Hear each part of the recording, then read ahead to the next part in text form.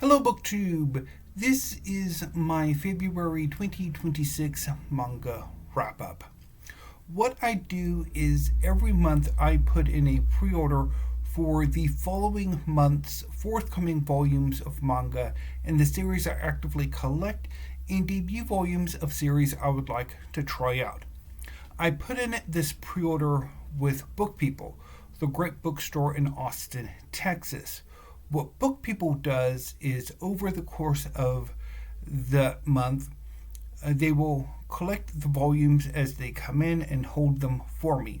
Once the final volume of the order has arrived, Book People will box up the order and ship the entire pre-order to me. Normally this happens the very last week of the month. So typically I receive my monthly manga haul the first or second week of the next month. However, occasionally the manga that I pre-order does not come in the last week of the month, and I can sometimes get my manga hauls earlier. So in February, I got my February manga haul the last week of February rather than sometime this week or next week. So the last 2 days of February, I read the 10 volumes that I pre-ordered for February. So let's get started because there's a lot to talk about. And I'm going to talk about the volumes in the order in which I read them, which is usually how I have my manga collection organized. Although I'm seriously thinking about, once I finish my 2026 library tour manga section, to rearrange my manga collection, particularly where I have my finished series versus the active series that I'm actively working on collecting. But that's the subject for a different video. And again, I really need to stop going on tangents because I do have 10 volumes of manga to talk about. So first up is volume 29 of Jujutsu Kaisen by Gege Akutami. This is the penultimate volume of Jujutsu Kaisen. There is one volume left, volume 30. So Jujutsu Kaisen is about a young man named Yuji who joins his school's occult club. One day they find a cursed object, the desiccated, mummified finger of an evil sorcerer named Sukuna. This cursed object attracts a cursed spirit, and the cursed spirit attacks the occult club. This leads to a young Jujutsu sorcerer named Megumi to intervene, and Yuji, wishing to help, consumes the finger of Sukuna. This allows Sukuna to temporarily possess Yuji, and Sukuna destroys the cursed spirit before turning on Megumi. At this point, Megumi's teacher, Gojo, arrives to subdue the Sukuna-possessed Yuji. When Yuji comes to, he is informed by Gojo that as a cursed object, he is going to be executed. However, Gojo has successfully deferred that execution to a distant point in the future because Yuji is surprisingly resistant to Sukuna's influence, and that keeping Yuji alive and allowing him to eat the remaining fingers of Sukuna will allow that once Yuji is executed, Sukuna will be destroyed as well.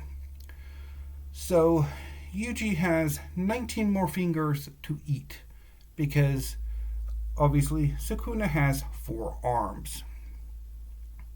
So Yuji enters the Tokyo branch of the Jujutsu Academy and goes on a number of adventures with his classmates until all hell breaks loose. This penultimate volume continues the long final fight against a now Sukuna-possessed Megumi. And so Yuji and all of his allies who he made during the culling game have come together to take shots at Sukuna, hoping to wear him down until they can finally defeat him. At the end of this volume, perhaps the tables have finally turned, because this story arc has gone on for quite a while. So when I first started reading Jujutsu Kaisen, I really loved the series. It was quick paced, the characters were interesting, but over the course of the series, particularly with the last two arcs, the culling game and this final fight against Sukuna, things have just taken too long. It's just going on and on. And also, these two arcs see the art really starting to deteriorate. Let me see if I can find some examples. I mean, some of the art is still pretty good, but there are also moments where you're not entirely sure what quite is going on.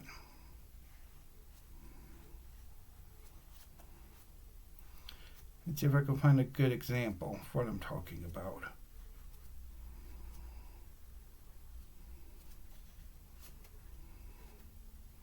Now, anyway, so this series has seen, I think, a bit of a decline both in the writing and in the art, which is a shame because it was one of my favorite series when I first started collecting it, but it's not quite that way anymore.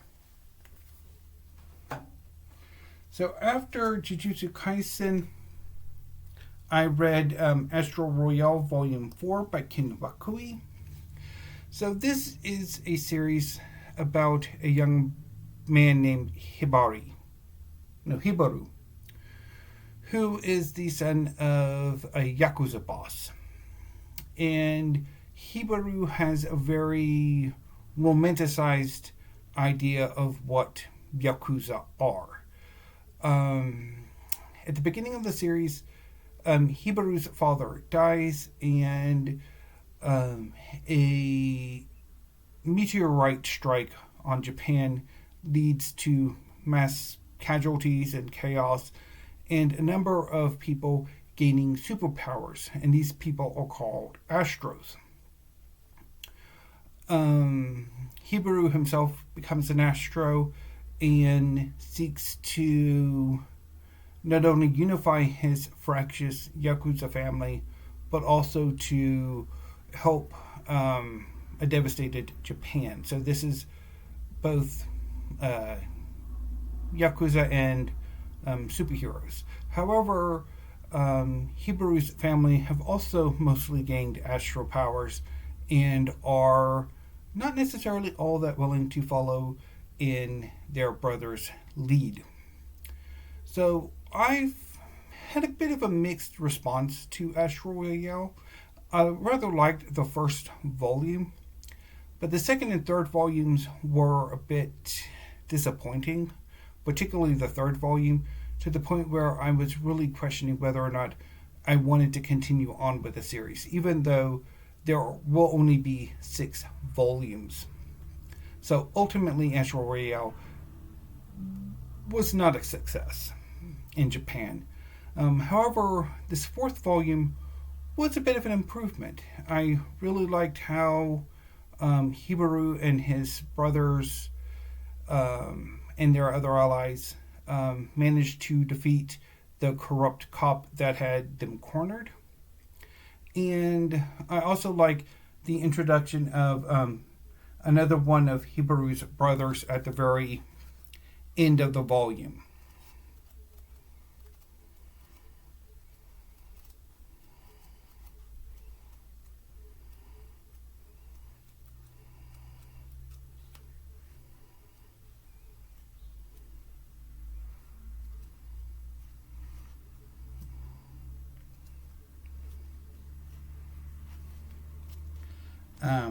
Shikaba is a hoot.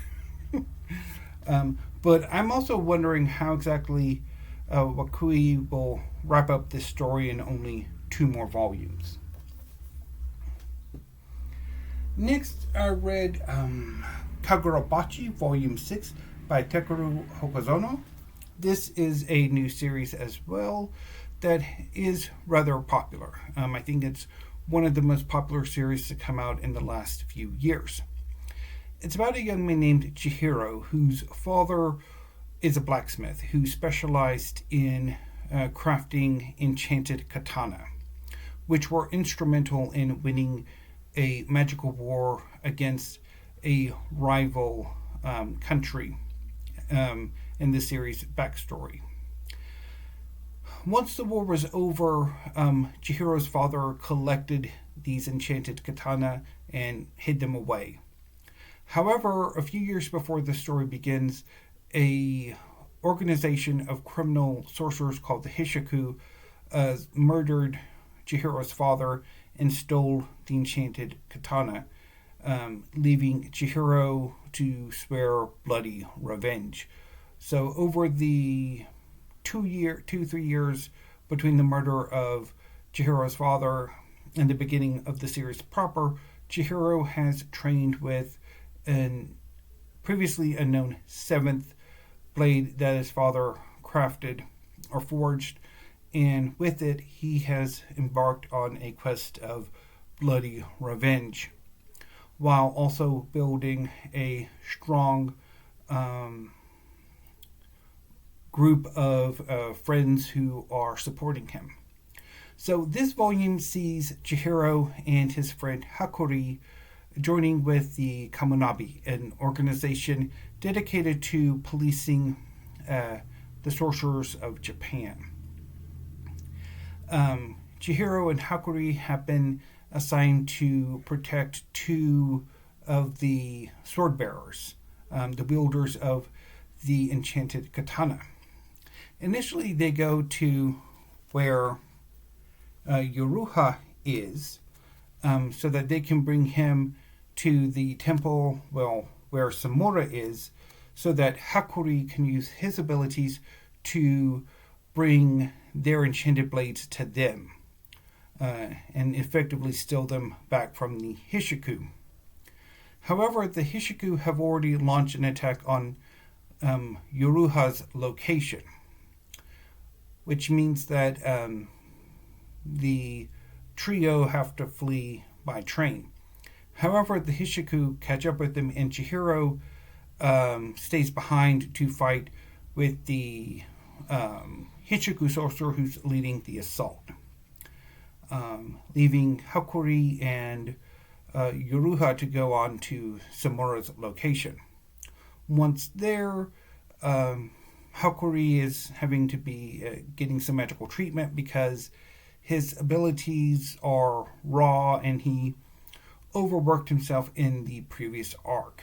So if he's not careful, he could burn out and basically lose his ability to use his powers.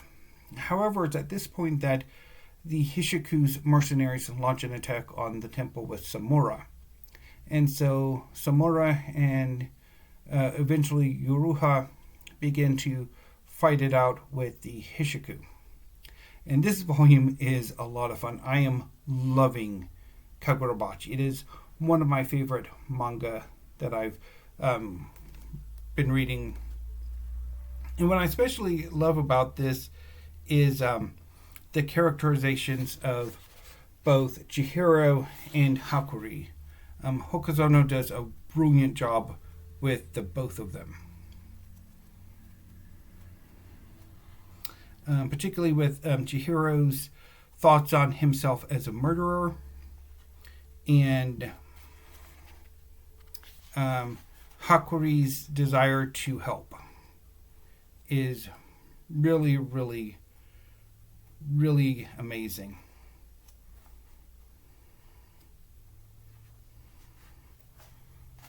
Just brilliant. So one of my favorite volumes that I have read this round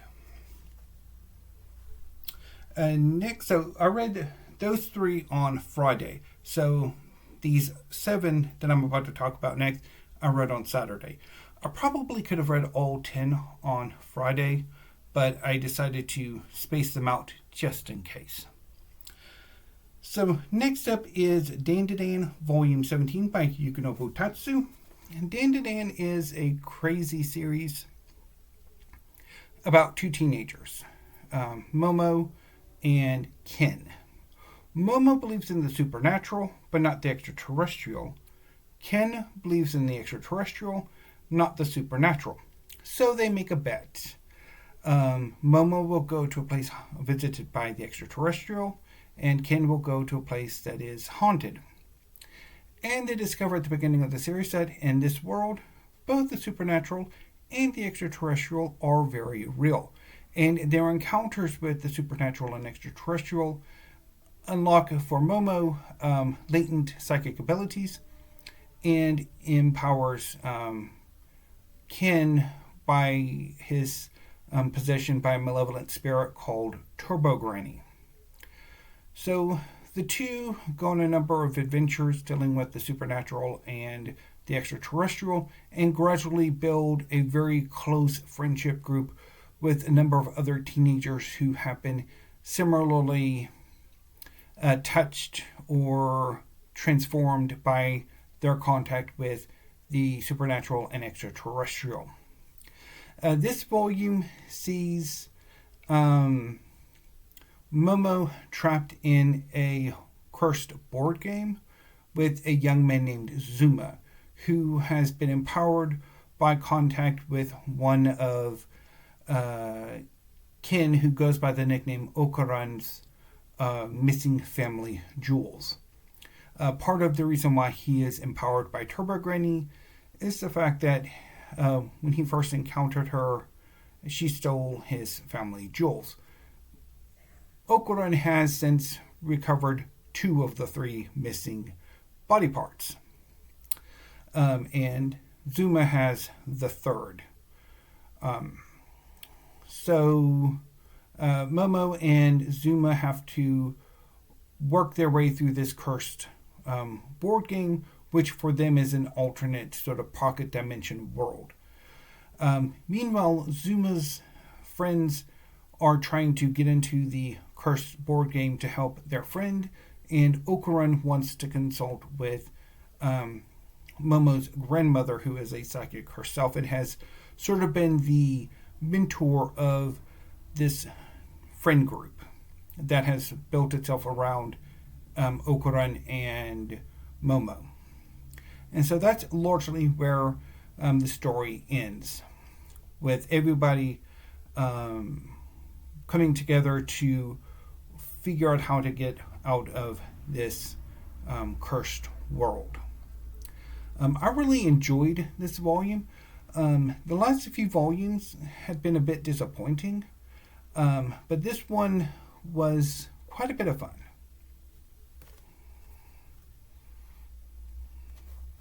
And again, the artwork is amazing.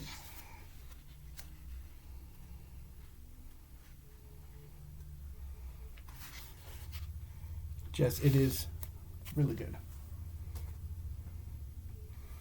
So next I read Dead Rock Volume 4 by Hiro Mashima. This is currently Hiro Mashima's most recent work. It is about a young demon named Yakuto who has gone to a school for monsters called Dead Rock with the intention of assassinating the school's principal, who just so happens to be God. Now, in this setting, God is very much a monster who has effectively set up this school as a training ground for psychopaths and monsters to invade the human world and take over various human kingdoms to do with as they will. Yakuto has formed a bond with his classmates, and they're helping him in his goal. So this volume begins with a fight with the vice principal, who has followed Yakuto and his classmates to a witch's house so that she can help figure out a method to kill God. The rest of the volume is a field day type event in which the students slaughter each other for a prize. Eventually, the top point getters are set up to fight in a tournament to the death to get that prize, of which Yakuto and his classmate Frey are amongst the participants. This volume was rather fun,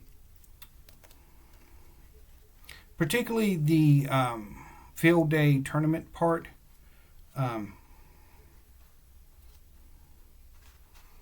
It was really, so that's Yakuto, amazing. Like, and this volume really ends on a very brutal moment and shows how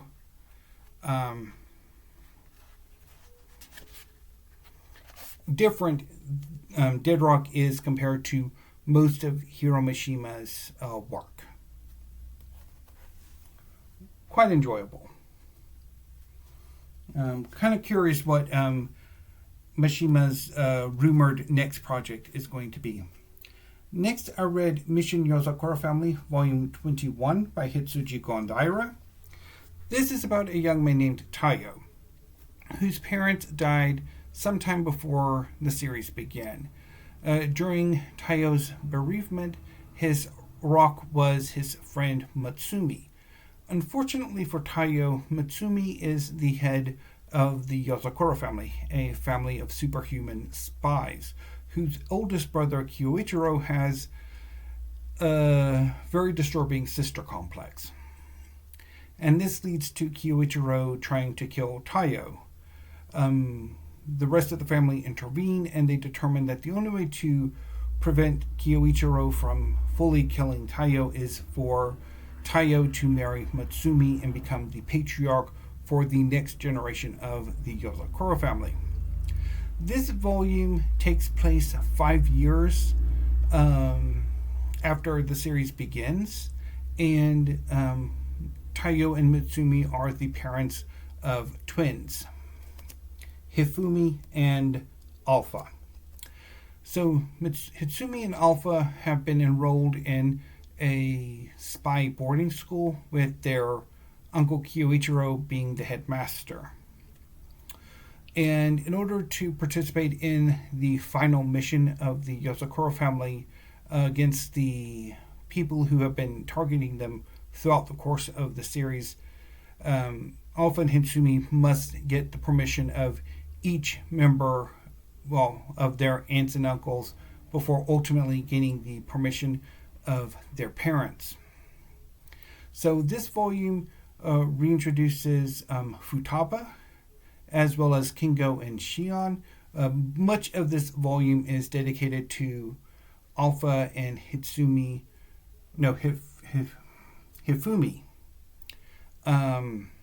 trying to capture Kingo and Shion, and some really interesting character development on Alpha's part, before the twins go off with Uncle Kyoichiro to find their missing uncle Neneo. So this was quite fun, particularly Kingo and Shion's antics, as well as Alpha when he is in his awakened state. He is very, very, very interesting.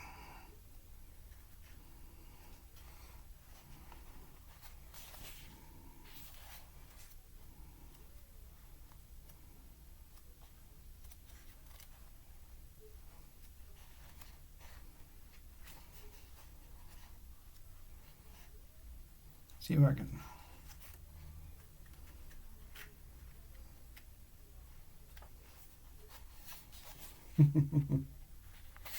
Oh yeah, so that was fun. Um, Next, I read Volume 1 of Ichi the Witch by Osamu Nishi and Shiro Usazaki. Osamu Nishi is the author, and Shiro Usazaki is the artist. So, Ichi the Witch takes place in a fantasy world in which there are demon-like beings called magics, who, if captured by a woman called a witch, can grant this witch their powers. At the beginning of the story, the witch Driskaris comes to capture the magic Ororo. However, Ororo's conditions for capturing him are impossible for a witch to fulfill. However, also on the mountain where Ororo lives is a young man named Ichi, who at this point is a feral child. He is a instinctual, really great hunter. And he successfully captures Ororo because, well, he's a male. He's a man.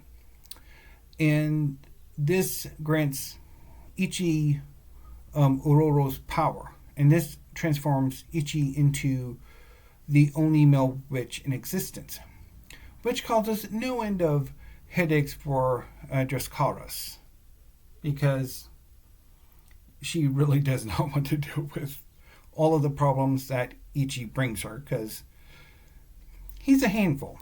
I really enjoyed this volume. It was a ton of fun. The characters are delightfully zany.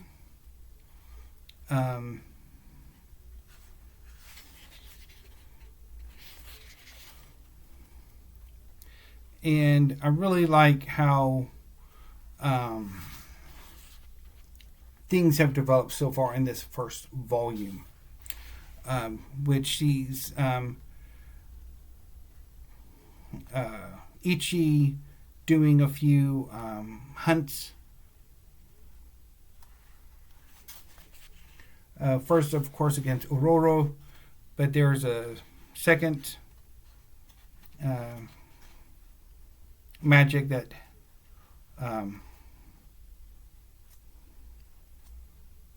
Ororo hunts as well, and then a third one that kind of concludes the volume. But this was a ton of fun.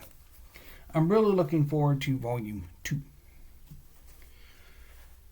Next is Frieren Beyond Journey's End, Volume 14 by Kanehito Yamada on the writing and Tsukasa Abe on the art. So Frieren Beyond Journey's End is about an elf mage named Frieren, who 80 years before the series began was part of a party of heroes. I'll be right back. Sorry about that interruption. There was a package at the door. So back to Frieren Beyond Journey's End by Kanehito Yamada and Tsukasa Abe.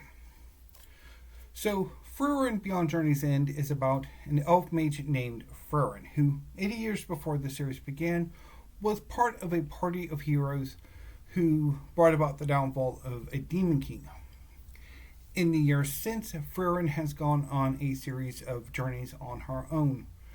At the beginning of the series, she becomes the foster mother, tutor, teacher of a young human mage named Fern, who is this character here. They also join up with a young trainee warrior named Stark, and together they go on a series of adventures. This arc in this volume sees Frieren, Fern, and Stark being tasked with aiding the Continental Magic Association, protecting the great elf mage Seri, who has come to visit the Empire from being assassinated.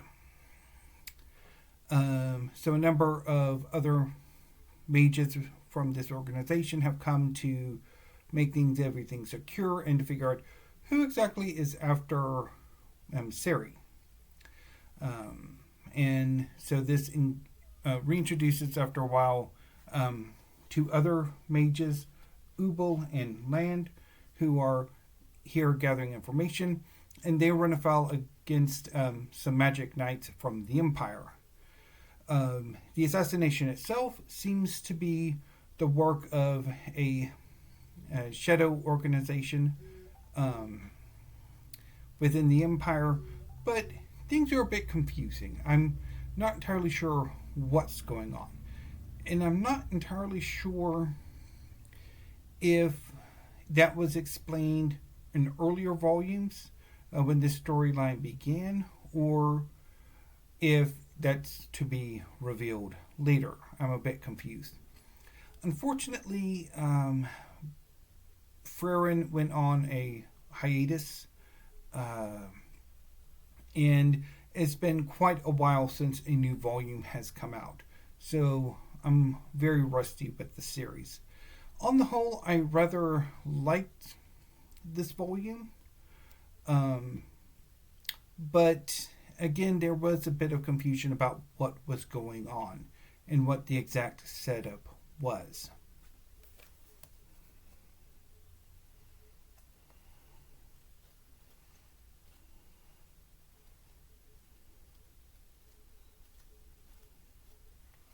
But there are some pretty interesting fights that take place. Particularly towards the end of the volume.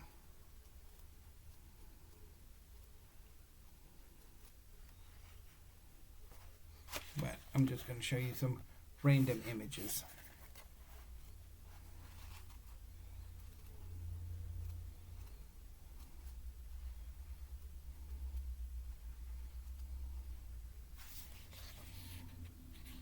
Yeah. So next I read Choujin X Volume 11 by Sui Ishida. So Choujin X is a superhero-inspired series, mostly the X-Men. In an alternate world, some humans are born with superhuman abilities, and these humans are called Choujin. At the beginning of the series, two friends, Tokyo and Azuma, are accosted by a Choujin and are injected with a formula that grants both young men Choujin abilities. Tokyo manifests his abilities first, and he takes on vulture-like traits. Tokyo joins an organization of Choujin called Yamato Mori to regulate the relationships between Choujin and non-Choujin in their region. Tokyo eventually becomes a rather accomplished superhero and is later joined by Azuma. This volume continues a conflict that Yamato Mori has with an organization called the Tower of Mourning, led by the former leader of Yamato Mori, Zora. So Yamato Mori has invaded the Tower of Mourning to assassinate Zora, and are running into various members of the Tower of Mourning who are trying to defend Zora. At the beginning of the volume, the group is divided into three, or the invasion force has been divided into four sections. Most of the attention is devoted to three of them. Tokyo and his friend Momoma are facing a Choujin called Icy Ice, who has been enhanced, and the fight against him is fairly close until Tokyo pulls out the win. Another conflict sees Ellie, the Michaels, and Simon against two Choujin and some lower level members, and that's dispatched once Ellie sort of comes up with an interesting plan. The most interesting fight in this volume is Azuma and a team of Yamato Mori against Zora's second in command called Vlad. And that fight is amazing. And so gradually everybody's working their way to get to Zora. I really enjoyed this volume. Even though it is fairly thick, it is a really quick read. Largely because of how the artwork in the panels are done. I mean, just is this not some really gorgeous artwork? Choujin X is an occasional series on Sui Ishida's part. Although I'm guessing when these volumes came out, he was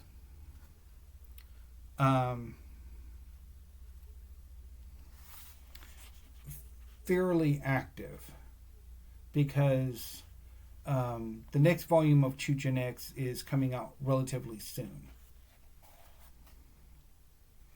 But just I really, really love the artwork in this series. And also Tokyo's characterization. It is really, really amazing how he has grown over the course of this series. And I'm really looking forward to seeing where he goes from here. So the final volume I read over the course of this my February manga releases is Snowball Earth Volume 8 by Yuhiro Sujitsugu. So this is about a young man named Tatsuo, who was the pilot of a mecha called Yukio. They were part of a force dedicated to defending Earth against an invasion of kaiju. 10 years before the series begins, they headed off into space to fight a full-throated invasion in space. They lost.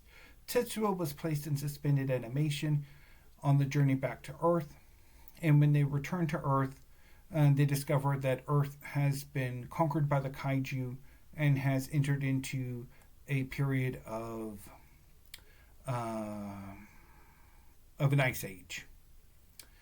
And so Tetsuo and Yukio have joined up with some surviving humans to defend them against various kaiju threats.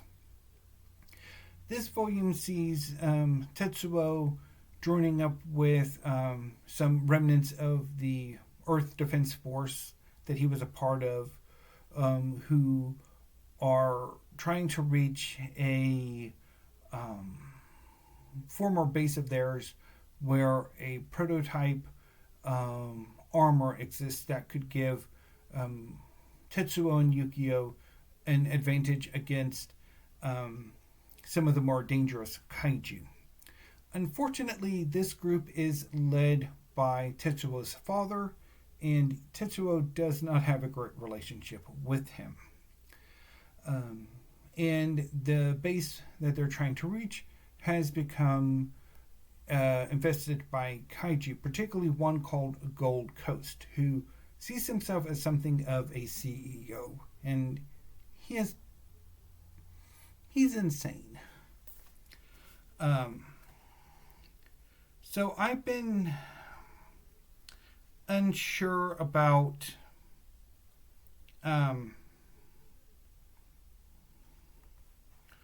whether or not I wanted to continue with the series.